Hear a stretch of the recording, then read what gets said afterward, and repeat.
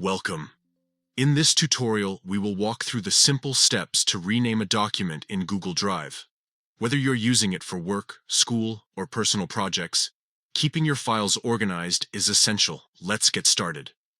First, open the Google Drive app on your device.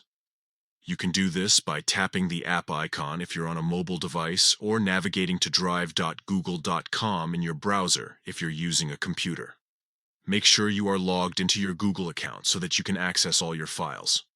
Once you have Google Drive open, it's time to find the document you want to rename.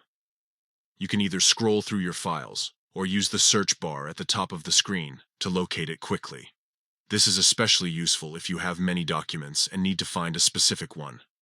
Now that you have found your document, look for the 3 vertical dots next to it.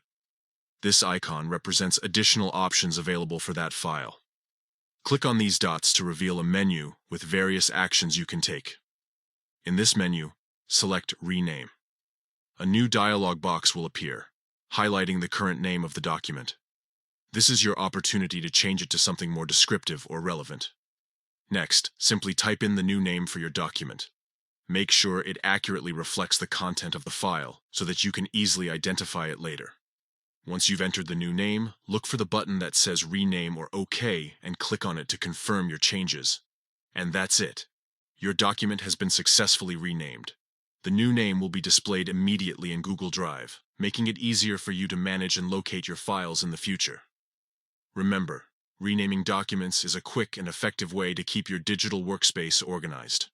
By following these straightforward steps, you can ensure that all your files are clearly labeled and easy to find. Thank you for joining me today. If you found this tutorial helpful, consider exploring more features of Google Drive to enhance your productivity even further. Happy organizing!